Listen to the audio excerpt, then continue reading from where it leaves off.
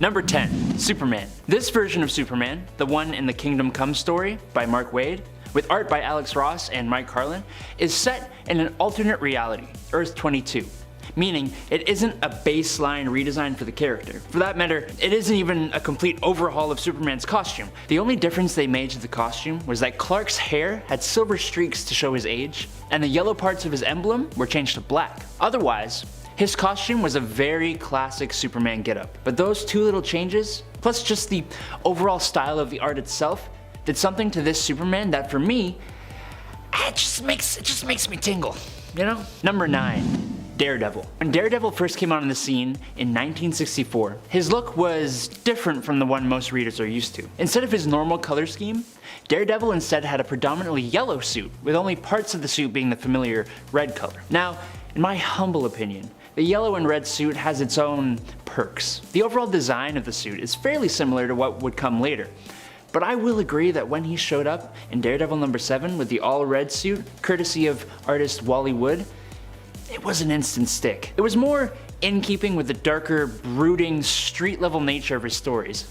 And it stuck for, well, pretty much the rest of his publication. Hey guys, before we go on, I just want to say a quick little thanks for watching. I also want to say thanks for those of you that leave comments below. I read a lot of them, and you guys always have interesting and helpful things to say. So thanks. Don't forget to like and subscribe, and I won't forget to get on with this video. Number 8. The Punisher logo. Okay.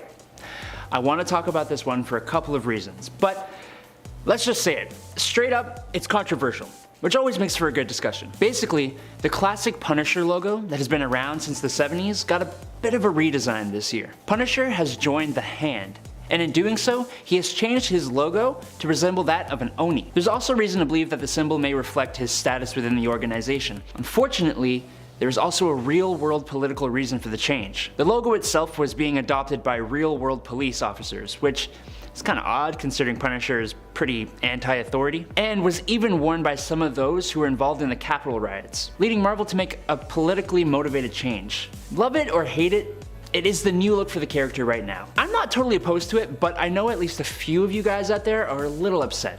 Let me know what you think below. Number 7. X-Men. I don't know if you know what the original costumes of the X-Men looked like back in the day. Yellow and dark navy blue with yellow and black boots and gloves. Except for Beast, who is still vaguely human and didn't wear boots or gloves, and Iceman, who was more like Snowman. The matching costumes definitely show that this was a team, even with their different and unique mutant abilities. There have been many iterations of X-Men costumes since, but for me, when the characters themselves got their own individual costumes in issue 39 of the comic, that's when they really came into their own. The leader of the team, Cyclops, has generally used this look and variations on this look ever since.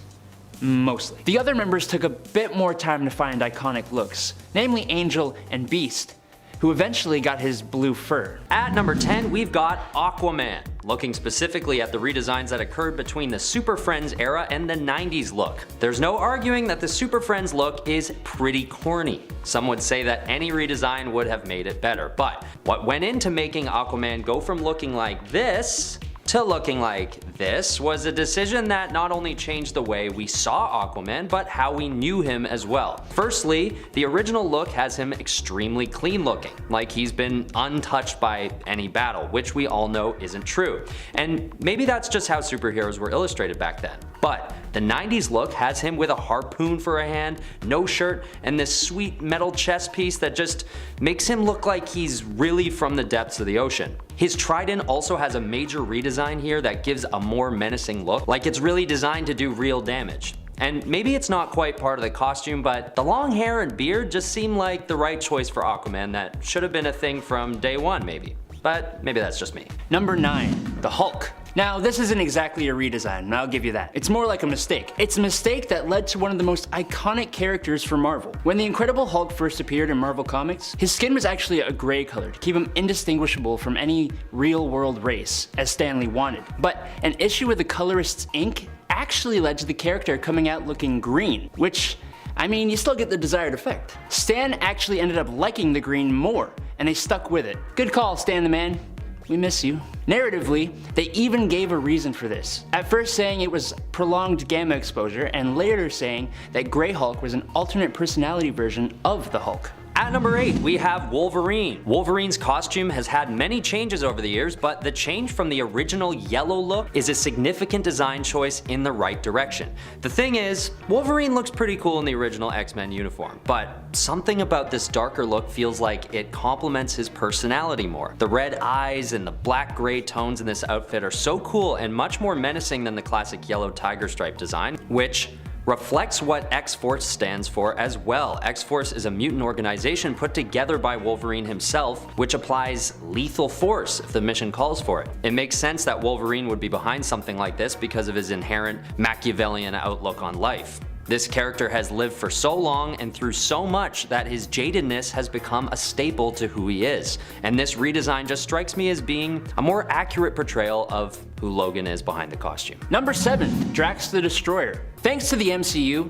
it's really hard to think of Drax the Destroyer in any other way. But the MCU's depiction actually borrows from the redesign of Drax from 2004. For this though, Drax here was, well, he had a cape. Capes are cool, no doubt, but I mean, he's just so much better now. Take a look at his design when he was first introduced in the 1970s. Bright green skin with a very comic booky purple costume. It was unique, I'll give you that, but as the rival to the Mad Titan Thanos, it's just nowhere near as imposing and intimidating as it should be. The 2004 design with the pale green skin, red tattoos, and knives evoke the kind of strength and power that comes from the title of the Destroyer. At number 6, we have The Flash. Looking at the Jay Garrick Golden Age Flash, we can all agree that there was room for improvement. Need I mention the elephant in the room? The silly hat? Okay, I know it has sentimental value, having been his father's World War I helmet, but it just doesn't look very cool.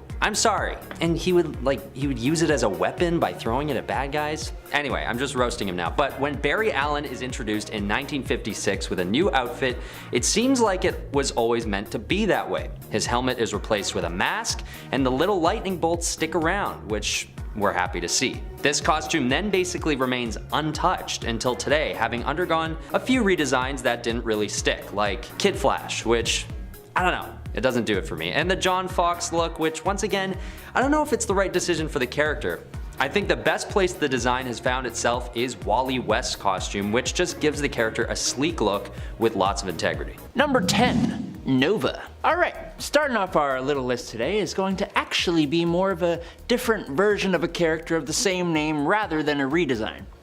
There have been multiple Nova Primes throughout the history of the universe. Richard Rider is absolutely the main one, and he is fantastic. I absolutely adore his Nova Prime costume. But when we first saw Samuel Alexander in Point One, Number 1 in 2011 sporting the black Nova helmet, I'm sorry, it just did something special for me. I really enjoy it. Granted, being a younger, more slender guy, he doesn't exude the same kind of power that Richard Rider does. But that doesn't make him any less powerful, and it doesn't make his costume any less impressive.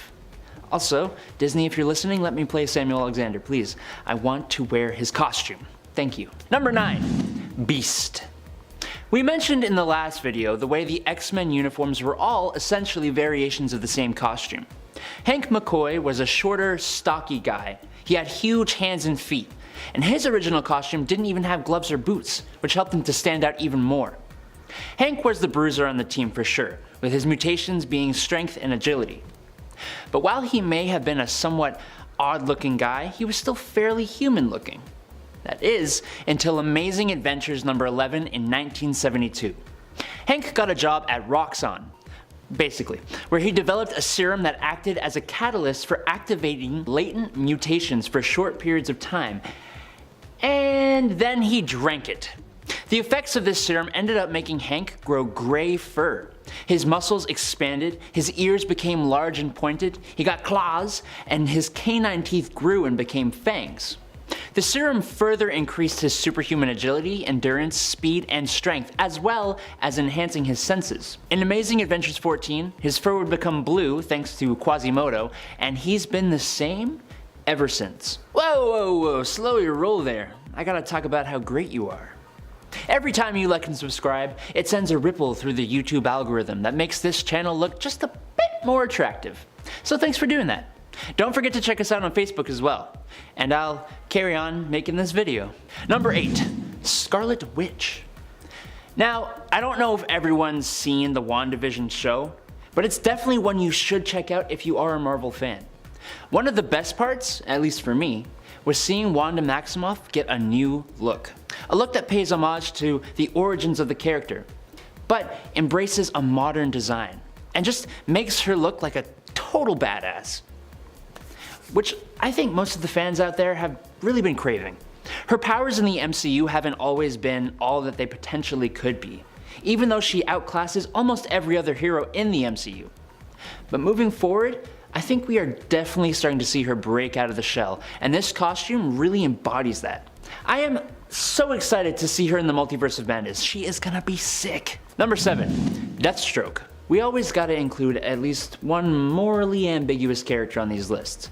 But at least this time, it's when he was actually acting as a hero. When Deathstroke was the leader of a superhero team, Defiance, he wore an awesome black and white costume.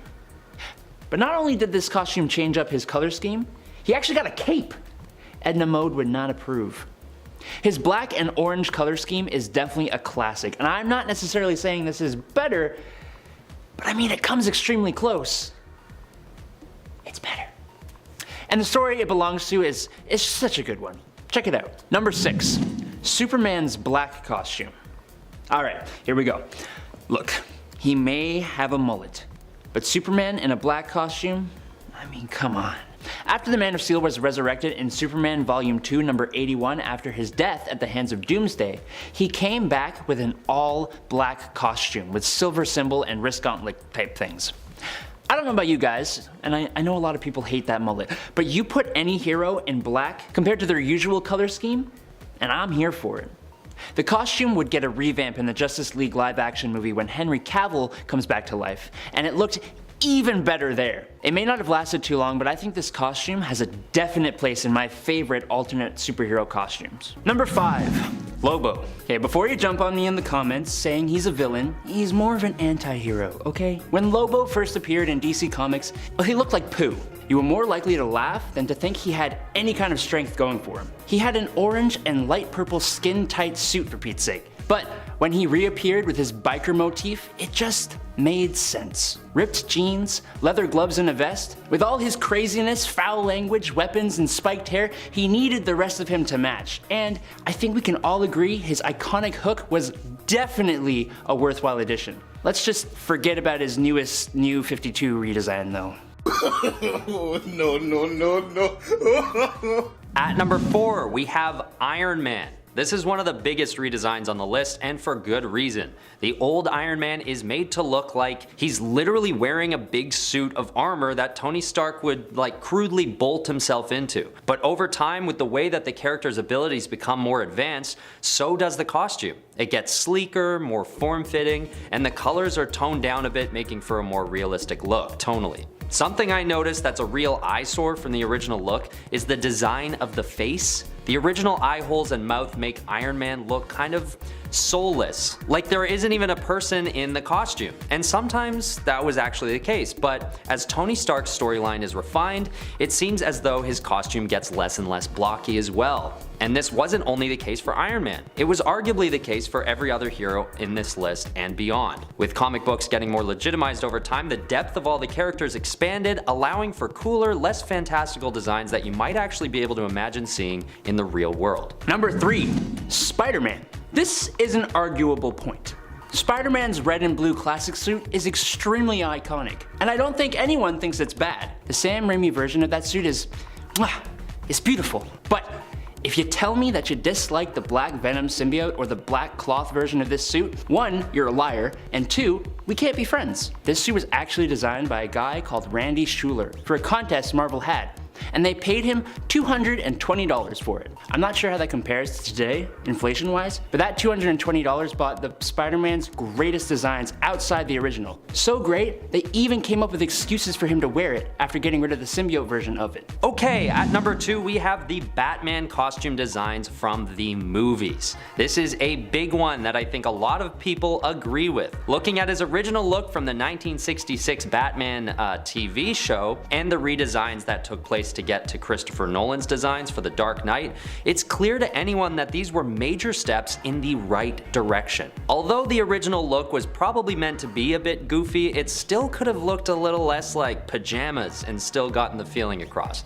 This is an important transformation to analyze because Batman's original outfit speaks to how seriously comic books were being taken back in the 60s, and that was not very seriously. Honestly, Adam West looks like he pulled a $10 Batman costume off the secondhand shelf at a Halloween store in November. I mean, it barely looks like the cowl fit him.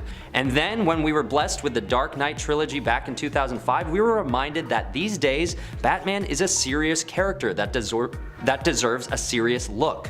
His suit got darker, more slick, and it finally looked like real armor, which makes sense for the subject matter, which has, over the years, gotten much more gruesome and violent. This was an essential redesign that demonstrates not only how far Batman has come as a character, but how far comic books have come as well, and the massive success of the Nolan trilogy suggests that people were ready for that change.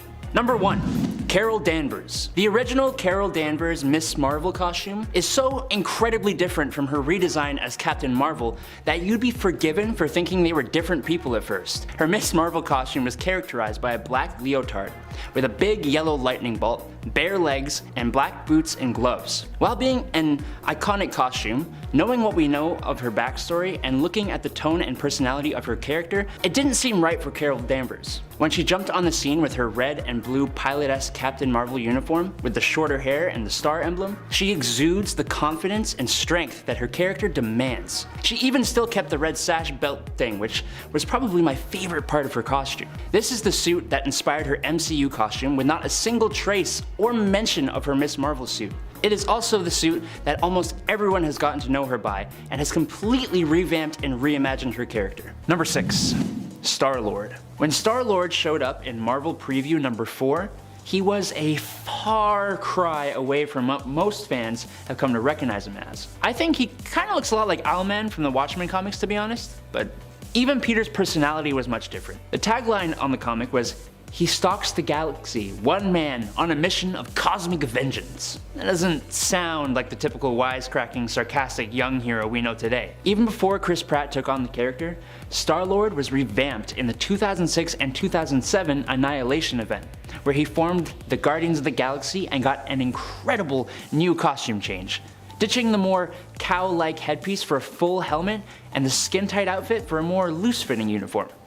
It just gives his character a much more distinctive look, in my opinion. Number 5. Green Lantern. Technically, this point can be argued with. This isn't so much a redesign as a wholly different character, but ask anyone who isn't deeply knowledgeable of the comics who the original Green Lantern is, and you're likely to hear them say Hal Jordan. Now, I'm just guessing here, but I think that has a lot to do with the fact that Hal Jordan's look, compared to the one of Alan Scott, it's just so much more iconic.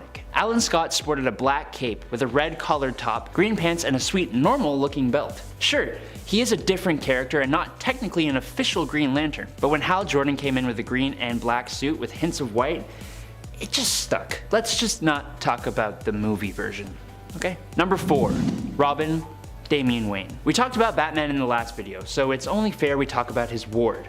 Specifically, I want to talk about the costume of the newest Robin, and Batman's son, Damian Wayne. If we go back in time and look at the classic original Robin's costume, well, let's just say it kinda goes with the costume of the Caped Crusader at the time. In other words, it's incredibly impractical. I'm also thinking the bare legs wouldn't bode too well in the streets of Gotham, but that's just me. The costume was evolved over the years for sure, but the one that Damian wears when he appears as Robin in 2006, it's just like, ooh, I like it. You know, it's kind of hard to get specific on what makes this one so much better, I'll be honest. But if we just slap up some comparison pics, I mean, it's just better. Number 3. Ultimate's Hawkeye. The Ultimate Universe in Marvel sees a lot of changes to character designs that honestly kind of reflect the MCU looks just a little bit. Overall, I think the outfits are improvements on the originals. I want to give a big nod to Ultimate Thor. But I think the best of the character overhauls would have to be Hawkeye's Ultimate Universe costume. The black vest, the crew cut, and the red glasses make him look even more like a secret agent, which he is. It's also a bit edgier and darker than his 616 counterpart, which most of the Ultimates are, considering the comics were aimed at teens. Fight me in the comments, but I definitely prefer this costume. Number 2.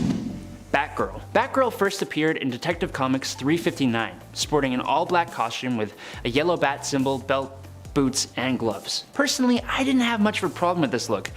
I thought it was simple, for sure, and quite basic. Just like the other members of the Bat family, Barbara Gordon also got a ton of redesigns through the years. But in 2014, when she got a redesign thanks to artists Cameron Stewart, Brendan Fletcher, and Babs Tarr, the new look, much like Damian's Robin suit, just made more sense. The costume was much more practical.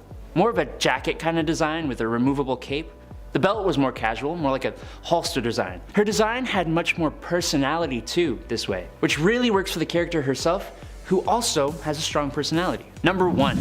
Nightwing. Nightwing first appeared after leaving the Bat family in Tales of the Teen Titans Volume 1, number 44, and his costume was, honestly, not too bad. It was goofy for sure. Don't get me started on the collar, but with those gold wing designs, it was pretty cool. I'd be a fool though if I didn't say that the blue V costume that debuted in 1996 is the best suit that character has ever worn, if we don't take into account his newest DC Rebirth suit, which is basically just a slightly updated version of this one. The simple blue bird across the chest and into the arms, mixed with the rest of the suit being black, yeah, it's a simpler look, but one that ultimately works better than any other. Number 5. Monica Rambeau. When Monica Rambeau showed up in her costume in Amazing Spider-Man Annual number 16, it was a statement. I liked it, honestly. It was simple and unique. I don't really like the underarm wing things, they were kind of weird, but ultimately it worked for the time. She has been around for a long time, being part of the Avengers, Next Wave, and the Ultimates. But it was in the Next Wave number 1 where I think she got the best addition to her costume. All it took was a coat and she instantly became so much cooler. The color of her under costume changed a bit, which it consistently does, but the jacket has now become a staple and every time she's wearing it, I am swooning. Number 4. Red Hood. When Jason Todd was killed by the Joker in Death of the Family, it was a huge thing. It was heartbreaking, it was brutal, it was visceral. 6 months after his death though, he was resurrected, and he was restored by Talia al Ghul in the Lazarus Pits. He would join and be trained by the League of Assassins, eventually leaving to pursue justice, although a bit more brutally than before. Entered the Red Hood, and an absolutely awesome new costume. Inspired by the original Red Hood costume worn by Joker, Jason's Red Hood costume is so much better. It's menacing and tactical and badass. I think I have a thing for jackets because, again, I love the frickin' jacket. Number 3, Batgirl Cassandra Cain. Okay, look, we talked about Batgirl in the last point, but we were talking about Barbara. If we want to get really into Batgirl designs that will knock your socks off, we don't have to look any farther than Cassandra Cain. Cassandra is the 4th Batgirl, and she is the daughter of David Cain and Lady Shiva, 2 assassins who raised and trained Cassandra to become the perfect warrior. She became the new Batgirl in Batman No Man's Land, and let me just say, if I was walking the streets of Gotham and I saw someone dressed like this, I would just move, like to a different city. It's so fitting for her, it's intimidating, it's intense, and if I was a criminal, it would give me nightmares. Number 2, Blade. When Blade first appeared in Tomb of Dracula number 10, he had an interesting costume choice. Blade sported a collared jacket with a bandolier armed with stakes, riding boots, and let's not forget the super sweet yellow glasses. More of like a cool pirate with yellow goggles than a vampire hunter. He would have different variations of the costume. One that was actually pretty good was when he wore green goggles, a purple jacket and matching boots, green trousers, and a yellow belt. But in Night Stalkers number 1 in the 90s, he finally showed up in the leather, sporting a leather jacket, all black clothing with the katanas. Of course, this was born out of the 90s, but it stuck. It has evolved over the years, but the key things introduced have stayed. The leather. The leather stuck. Number 1. Storm. The X-Men Storm is one of the coolest looking characters in Marvel Comics, for me. And that fact only gets reinforced in the Marvel Dark Ages number 4, when she shows up in a Wakandan inspired gold and silver costume. It is absolutely stunning. Storm herself is an extremely fashion heavy member of the X-Men. She changes up her look often, and it's usually in unique and awesome ways. Like, I really liked when she had the mohawk. But this Wakanda costume just takes the absolute cake for me. It calls back to her original costume from the second Genesis X-Men, but it's regal as hell, which it should be when she's the queen of Wakanda. The designs are amazing, and if I saw her show up like this, I'd believe she was a goddess too.